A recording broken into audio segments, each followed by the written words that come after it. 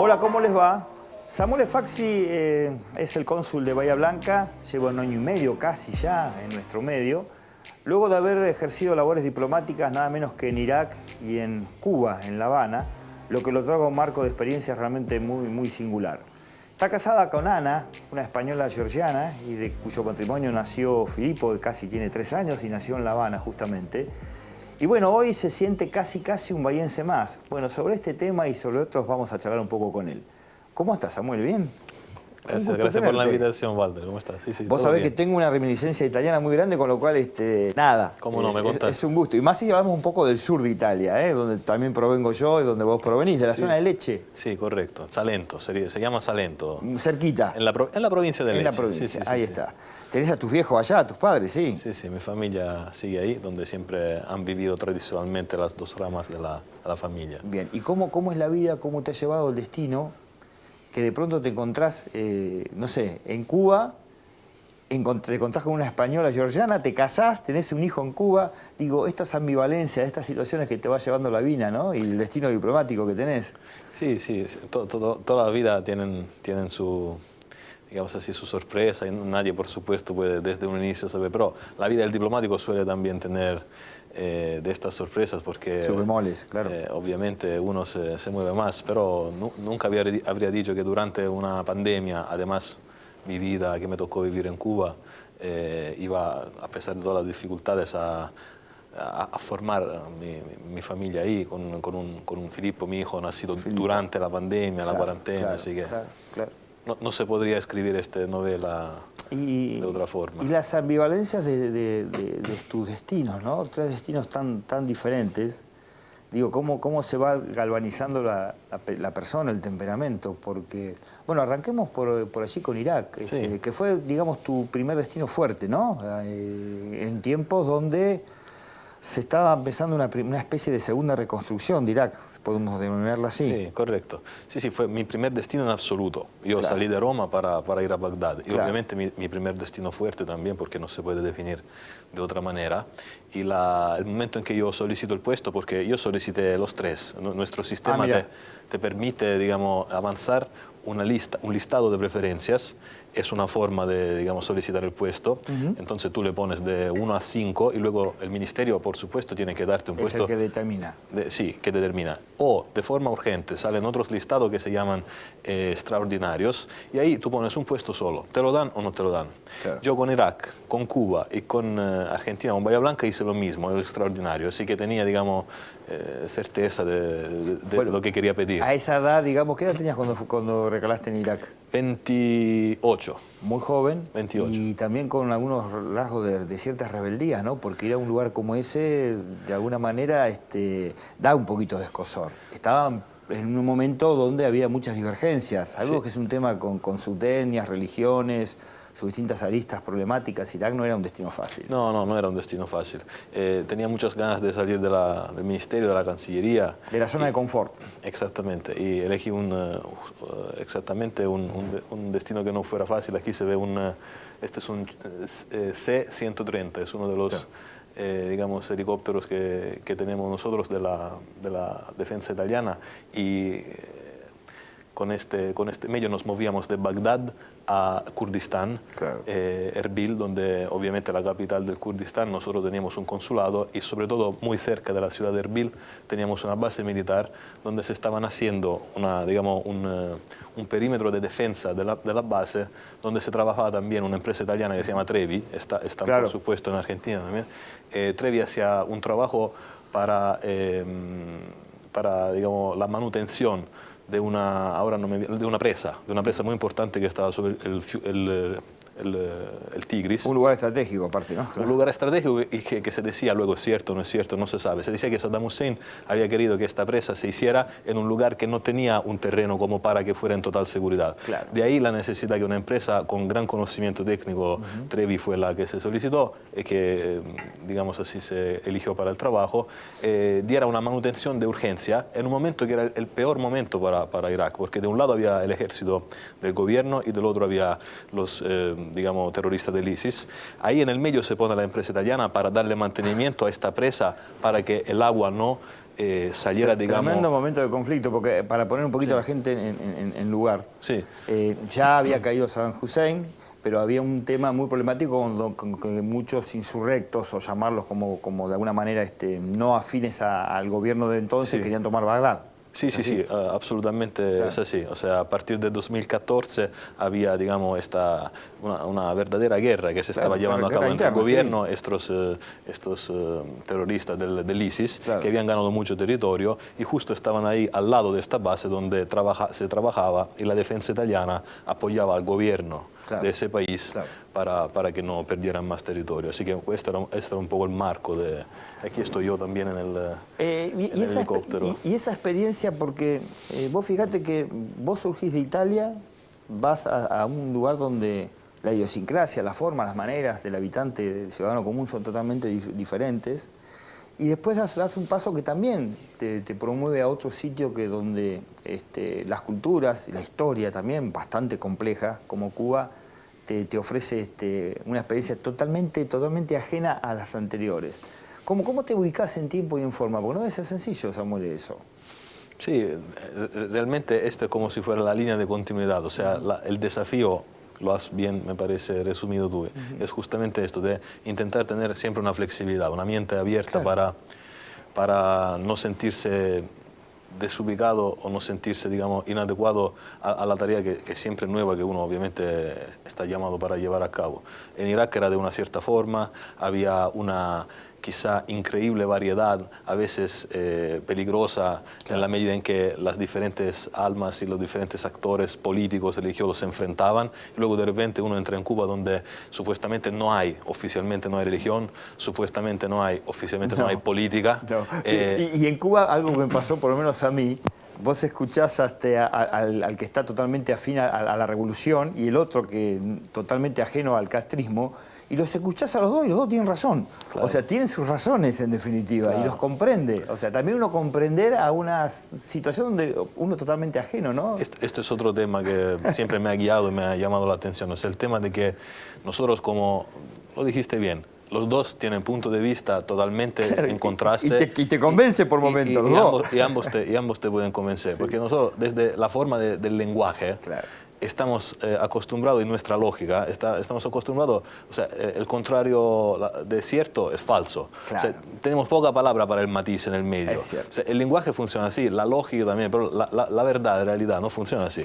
Dos cosas pueden ser una en contradicción con la otra y ambas ciertas. Y ahí está un poco el trabajo del diplomático también. Y si te faltaban grietas, llegaste a una que es imposible. La nuestra ya es imposible, digamos. No, aquí también hay que intentar... Acá también se cuecen habas. Hay que intentar, digamos, o seguramente es interesante intentar leer, digamos, las diferentes perspectivas de la realidad, que sean políticas, que sean sociales. Estamos en un momento que no es obviamente solo Argentina, en Europa, en Italia también. Ahora en Italia se acaba de formar un gobierno nuevo. O sea, intentar ver siempre, y ahí realmente quizás es también el motivo por el que yo elegí esta, digamos, carrera del diplomático, de dónde puedes sacar, digamos, impulsos o propuestas nuevas, incluso desde dentro de la contradicción, porque el trabajo del diplomático es justamente esto, o sea, nunca cerrar un puente, nunca cerrar puertas. Al contrario, tejerlos, crearlos. Exactamente. Vos sabés que yo tuve la oportunidad en el 95, con un tema periodístico, de estar en la de Yugoslavia, en la zona de conflicto, en pleno momento de conflicto, y estaba en un momento en Zagreb, a 120 kilómetros de Venecia, digo, era la vergüenza de Europa en ese momento, todo lo que sucedía ahí, ¿no? Y... claro, después de empezar a entender un poco la historia, porque con los años, las cantidades de cuestiones que llegaron a ese momento, y uno empieza a interpretar ciertas situaciones, como decís, ¿cómo puede pasar esto acá? Pero bueno, nada, son situaciones que, las complejidades que tiene cada país y que desde afuera uno tiene que respetarlas de alguna manera. Además, mencionas, yo estudié en Trieste, muy cerca de Venecia, muy cerca de Zagabria. De hecho, en Zagreb estuve varias veces, tengo hermosísimo amigos lugar, ahí. me acuerdo que estuve en Dubrovnik, una parte costera hermosa. Y luego, ¿qué me pasó? Me pasó que también yo estudiando la historia que tú viviste, yo estudiándola, la realidad que salía de esta historia era una de enfrentamiento casi total. Luego, pero, ¿qué hice? Me encontré, de día estudiaba sobre libros que decían que Serbia y Croacia eran dos mundos, uno enfrente al otro, que no se podían encontrar. Y por la noche, cuando iba al bar, tenía un amigo croata, un amigo serbo, y tomábamos juntos. Pero obvio, claro. Las dos cosas eran ciertas. Eran ciertas, pero obviamente en contradicción. Claro, ¿no? fíjate, estuviste en Irak, Saddam Hussein, en Cuba, Fidel Castro. en la ex Yugoslavia, el mariscal Tito. O sea, hubo grandes líderes, pero que no lograron o no consiguieron de alguna manera aunar situaciones, ¿no? De zanjar ciertas grietas. Sí, puede que no la consiguieron porque, o por lo menos esta es una visión, porque obviamente también es interesante reflexionar sobre estas cosas. Son líderes muy fuertes y también de gran, obviamente no se pueden excusar cosas que han sido lamentables en la conducción del país, Sí, claro. pero han sido estrategas políticos. Creo que pero los tres que mencionaste siempre han tenido una visión ideológica, en el sentido de no saber, digamos, poner en los platos Claro. de la ¿cómo se llama? En la balanza. La balanza, las contradicciones. Entonces, cuando tú tienes el norte como objetivo de tu brújula, pero te encuentras delante de, ¿cómo se llama esto?, de una fosa. Se cae en el fundamentalismo. Claro, se cae directamente. Si tú no puedes ir digamos, girar para luego volver al Claro. norte, si lo único que ves es una dirección sin compromiso, sin flexibilidad, es lo que ha pasado, digamos, en el caso de estos países. Así que personalmente creo que la clave en estos casos es intentar justamente saber cuándo cambiar camino, incluso dirección, para luego volver, ¿no? Exacto. Bueno, vos tenés mucho más que ver con nosotros, con nuestras historias, nuestras situaciones. Yo siempre digo, una vez tuve la oportunidad de estar por Europa también y ingresé de Francia a Italia y a los 2 minutos ya me estaba peleando con un estacionero que cargaba nafta. Y yo digo, no, claro, tiene que ver conmigo este hombre. Venía de Francia, todo tranquilo, ¿viste? No pasa. Italia ya era el tránsito, una locura. ¿Cuántas cosas en común? Las notás en Argentina, sí. en los bahienses, que tenemos cosas muy Sí, fuertes sí. en común, esos No, lazos. muchísimo, obviamente. Todos los buenos y también todos los otros. Sí, también tenemos idiosincrasias, o sea, en la parte, digamos, que se podría ir corrigiendo o educando. Y creo que en esto también nos parecemos. Pero también hay muchas cosas lindas. Sí, El otro día estaba hablando con un conocido sobre yo he visitado varios países y siempre me llama la atención pararme en el supermercado en la parte de la pasta. Bueno, no es casual.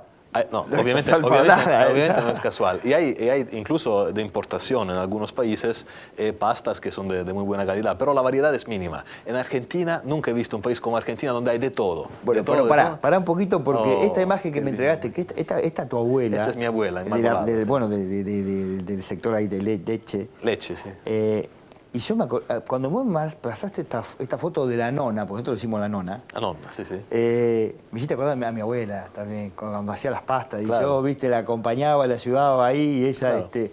como a ellas haciendo pastas, ninguna. O sea, seguramente para vos era la mejor. Yo estaba ahí, obviamente la foto, sí, era Era la mejor. ella nos enseñó a mí y a mi hermano, que es un chef, a hacer la pasta, por supuesto la pasta fresca hecha en casa el domingo. No en toda Italia, Claro. sigue esta costumbre que por ahí en Argentina todavía es vigente y se vive más, de hacer la tradición de la pasta el domingo, incluso la pasta fresca. Claro. En algunos pueblos esto todavía sigue fuerte, sigue La con tradición. vida. Y ella nos enseñaba a hacerla. Y mi hermano ahora, donde propone Es un su plato receta, especial que tu hermano hace como chef. exactamente, Esa pasta. la receta de La abuela, de la nonna. Sí, Muy sí. lindo. Samuel, ¿hay alguien que quiere hablar un poco sobre vos? Nosotros te votamos ya como un bahiense más, o claramente. Gracias. Yo me siento así. Vos así lo que sabés que es así. Me gusta No, y que de lo hecho en el compartan. día a día, en las relaciones, lo hemos visto varias veces y vos te mostrás de esa manera.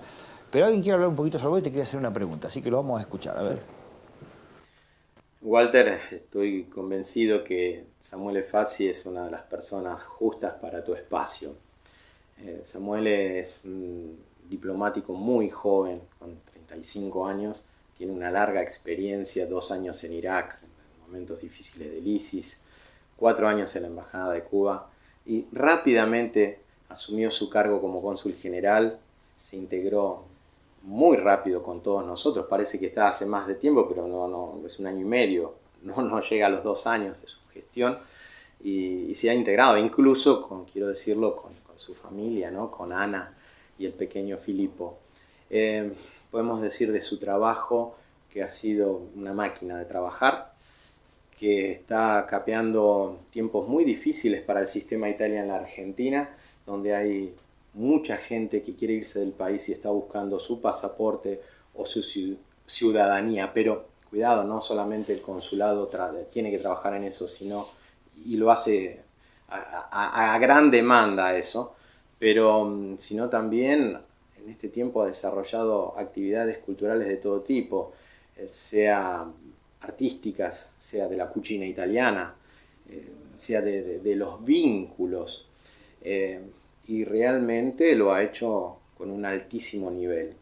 Así que verdaderamente creo que tiene su liderazgo en la colectividad, y además puedo dar fe, y con los consejeros del comité podemos afirmar de que está permanentemente atento a nuestra gestión, a nuestro trabajo, que es representar a la colectividad italiana en la circunscripción consular más grande del mundo. Y bueno, eso es un poco lo que queremos afirmar de Samuele Fazzi. Pero me gustaría que le preguntes el vínculo, y seguramente tiene ese nexo con el compromiso con la colectividad en el exterior. Quizás tenga que ver que a alguno de sus parientes también le tocó ser ciudadano en el exterior. Así que quizás pueda hacer eso. César Pugliafito, a ver, César. La pregunta de César, a ver qué le contestamos. Bueno, gracias a César por la introducción que vino antes de la pregunta. Es cierto, lo que dice César es cierto.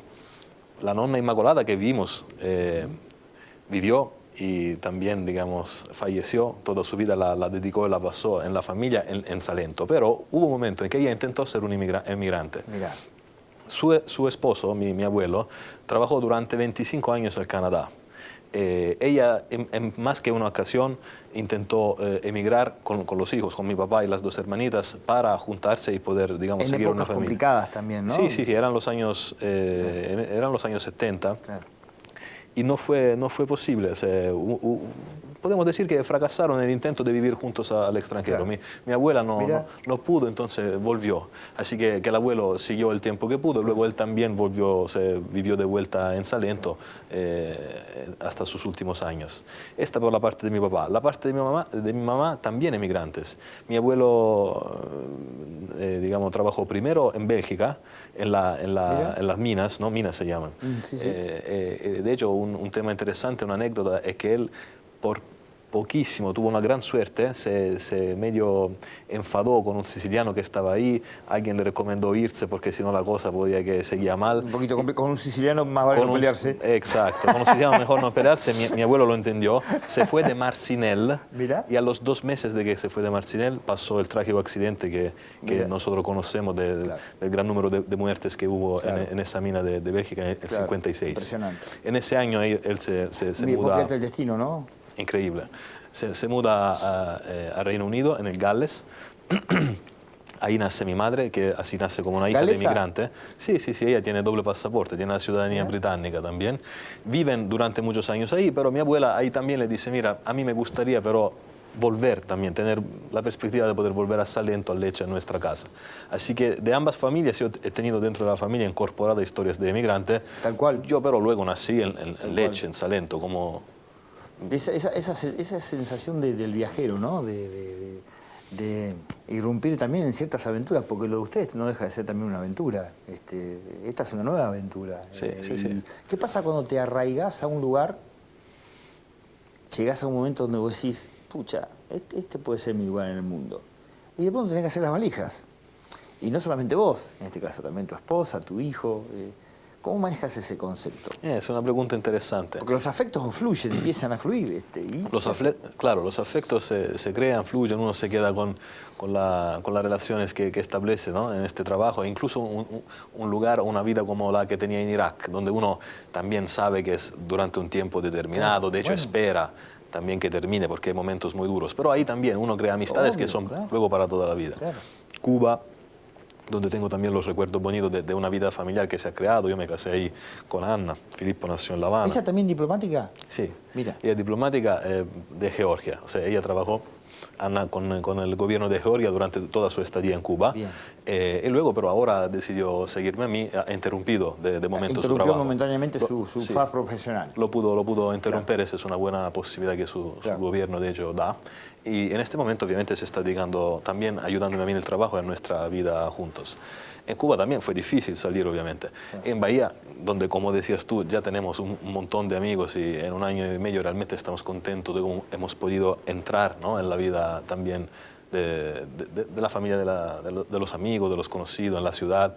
Uno se pregunta luego, pero como que son preguntas que intentas no hacer o esperar, pero cada vez cuesta un poco más el tema de cerrar digamos, el equipaje y hacer la maleta e irse. Cada vez uno se entera que cuesta porque más. también es cierto que nos vamos haciendo un poquito más grandes. Bueno, yo soy más grande que vos, claramente, ¿no? Así que nada. Sí, eso tiene que ver, seguro. Pues seguro, la melancolía, ciertas cuestiones propias de la naturaleza humana, ¿no? Sí, ¿Y qué no interpretás todavía de nosotros, los bahienses, o del argentino o de la Argentina? Esas cosas que vos decís, pero estos muchachos, ¿cómo puede ser que...?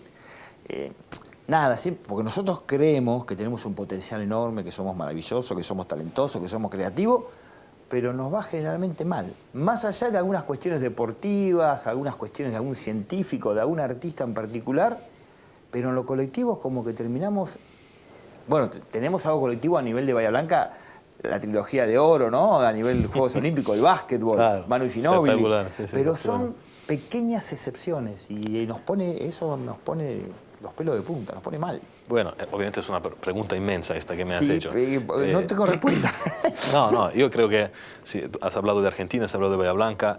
Para contestar también uno debe tener una perspectiva histórica, porque tú hablaste un poco de... así que obviamente los pueblos, los países, no solo Argentina, sino si uno la estudia un poco, intenta interpretar desde este punto de vista, hay idas y vueltas, subidas y bajadas. Sí, es cierto. Y esto va con la economía, digamos, mundial, con la historia del comercio, la historia de las relaciones políticas. Así que yo creo que cuando de base, o por lo menos esto te diría uno que estudia las relaciones internacionales, un país tiene recursos tan importantes, tan variados, tan increíbles como, por ejemplo, el que tiene este país.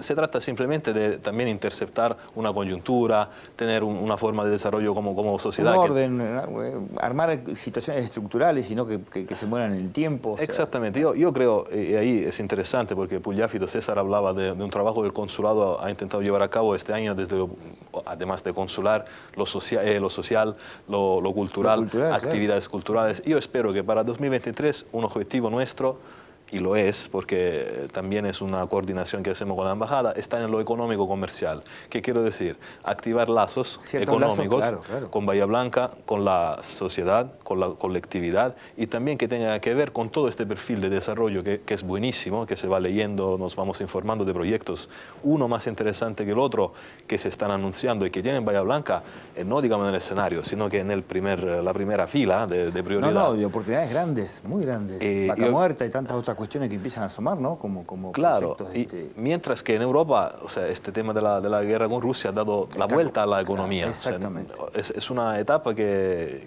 realmente lo que son, digamos, canales estratégicos, comerciales, de relación económica en Europa están cambiando todo. Ciertas crisis de allá pueden ser oportunidades para acá, claramente. Y volvemos a lo de antes, o sea que una historia uno la tiene que juzgar de una perspectiva amplia, y ahí ve que está hecho de subidas y bajadas. Yo creo que para la Argentina es un momento de enorme interés y oportunidad.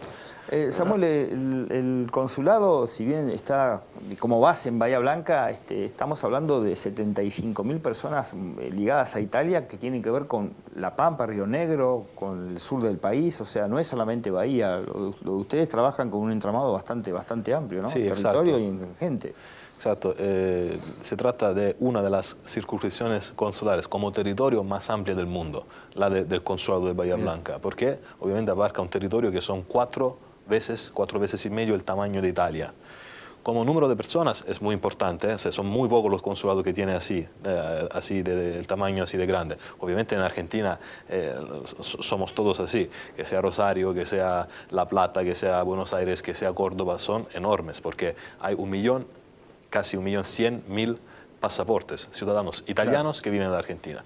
De esto, alrededor del 10%, un poco menos, como hemos dicho, 80.000 personas vamos a hacer cuando cierre este año, están en Bahía Blanca. Como dices tú, cabecera, que es Bahía, alrededor de 30.000, o sea, importante, en Bahía tenemos el 10% de la población que tiene pasaporte italiano, y el otro grande núcleo de presencia, digamos, italiana en este territorio que hemos dicho es el Alto Valle del Río Negro, que además tiene una buena perspectiva de crecimiento, se crecen rápido.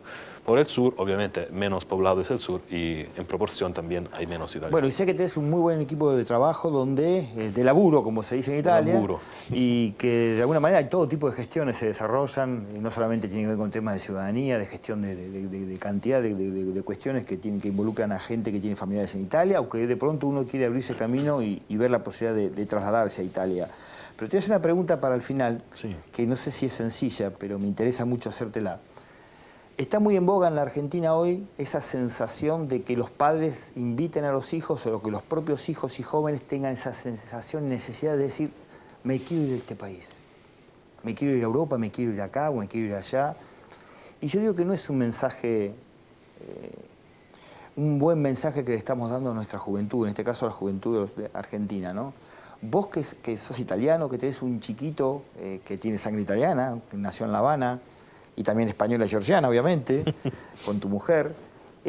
¿Cómo ves esa sensación que le estamos transmitiendo en la Argentina a nuestros hijos argentinos? De decir, estudien y si es posible váyanse del país. Me parece que es contradictorio con todo lo que hablábamos hace un ratito. Las potencialidades están y el futuro quizás esté acá, pero bueno, tendremos que algún día ordenarnos, ¿no? Y ver de mejorar nuestro presente, nuestra realidad. Otra vez cerramos como hemos empezado. Hay dos perspectivas que son en contradicción entre sí y ambas ciertas. La perspectiva individual o del pueblo. Tiene razón, está bien lo que dices, Walter. O sea, habría que intentar pasar un mensaje que es de compromiso, de perspectiva, de esperanza y de fuerza, incluso de aguantar el momento económico que es difícil. Pero si uno, la otra perspectiva, o sea, la riqueza que tiene la historia del mundo es porque los pueblos tradicionalmente han viajado, han salido de un país para entre luego se han mezclado así. La cultura ha ido enriqueciéndose. Italia se formó también de esta manera. Claro. Ahora quizá al valor neto estamos recibiendo, digamos, ciudadanos, pero durante larga época, como Argentina sabe, hemos ido, digamos, exportando personas, si se puede hablar así, claramente, o sea, flusos en salida. ¿Qué quiero decir? Que si cada país razonara en la manera que acabamos de decir, cada uno se encerraría en su pueblo, no habría más intercambio. Y de hecho sería una forma de parar el desarrollo progresivo de enriquecimiento de las relaciones entre países. Así que con una mano te digo que estaría bien también dar un mensaje diferente, con el otro también decir que es importante ese que intercambio siga de culturas y de sensaciones, ¿no? Y nada, y con Italia claramente, lo mismo que con España, nosotros tenemos un arraigo muy, pero muy profundo. Claro. Samuel, muchas gracias por este momento. Gracias a ti, Ha sido Walter. un gusto. Lo mismo. Ya nos volvemos a encontrar. Gracias. Gracias.